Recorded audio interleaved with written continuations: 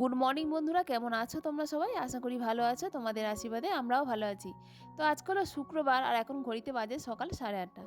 তো এখন থেকে তোমাদেরকে সাথে নিয়ে ভিডিওটা স্টার্ট করলাম। সকালবেলা ঘুম থেকে উঠেছি অনেকক্ষণই আগে, প্রায় 7টার সময় উঠেছি। আজকে না অনেক তাড়াতাড়ি ঘুম থেকে উঠেছি। ছেলে যেহেতু তাড়াতাড়ি উঠে পড়েছে, তো ছেলের সঙ্গে সঙ্গে আমিও উঠে পড়েছি। অন্যান্য দিন তো ঘুম থেকে উঠতে না অনেকটাই দেরি হয়ে যায়, প্রায় 8টা 8:30 মতো বেজে যায়। তো সেই কারণে কাজকর্ম অনেকটাই দেরি হয়ে যায়, কারণ ছেলে তো ঘুমিয়ে থাকে। তার ছেলের সঙ্গে সঙ্গে আমিও একটু ঘুমিয়ে নিই। আর আমার শরীরটা না খুব একটা ভালো নয়, জানো তো।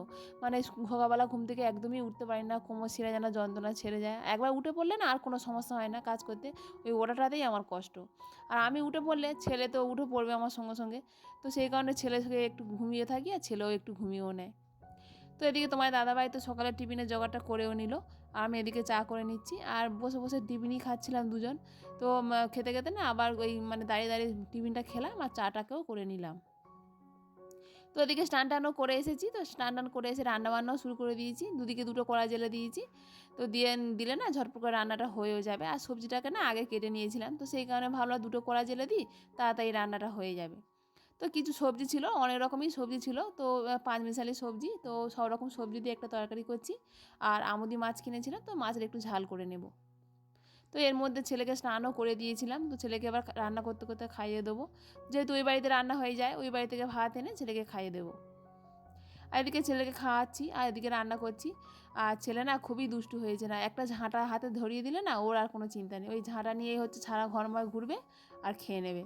ও ও না খেলাধুলা মানে ওই সব খেলা, যদি কোনো কিছু খেলনা দিই না খেলবে না। ওই ঝাঁটা বলো, বাসন বলো, এই সবগুলো যদি ধরিয়ে দিই ও ওইগুলোতেই খুশি।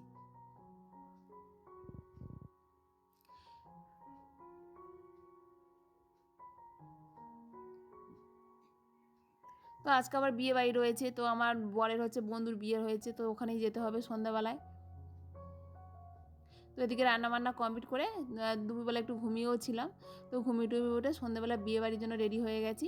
আর তো শীত পড়েছে না, একদমই যেতে ইচ্ছা করছিল না, কিন্তু কি করব, যেতে হবে, কারণ নিমন্ত্রণ করেছে, না গেলে এটা কেমন না।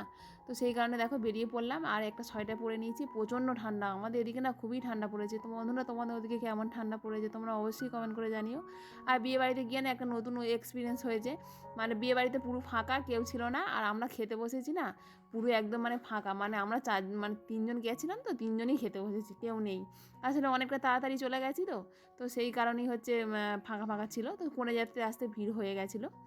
তো বিয়ে বাড়ি থেকে ফিরে তখন হাঁটতে হাঁটতে দেখো মেয়েকে নিয়ে যাচ্ছে। আমার বর তো বন্ধু বান্ধবের সঙ্গে গল্প করছে, আমাদেরকে বললো তোমরা আগে চলে যাও, মানে সামনে আমার মামা শ্বশুরের বাড়ি রয়েছে, ওখানে গিয়ে একটু বসো, আমি পরে যাচ্ছি। তো অনেকটাই পরে এসেছিলো। এদিকে আমরা বেরিয়েও পড়েছি বাড়ির উদ্দেশ্যে। তো পথে একটা না মেলা পড়েছে, তো মেয়ে বললো মা মেলার মধ্যে ঢুকবো, তো বায়না করছিল, তো একটু মেলার মধ্যে ঢুকলাম। তো তেমন কিছু একটা কিনিনি, তো ছেলের জন্য শুধু একটা খেলনাই কিনেছিলাম। তো বন্ধুরা, ভিডিওটি কেমন লাগলো তোমরা অবশ্যই কমেন্ট করে জানিও। আর ভিডিওটি যদি ভালো লেগে থাকে তাহলে একটা লাইক করে দিও। আর চ্যানেলে যদি নতুন বন্ধু হয়ে থাকো তাহলে চ্যানেলটিকে সাবস্ক্রাইব করে ছোট্ট পরিবারের পাশে থেকো।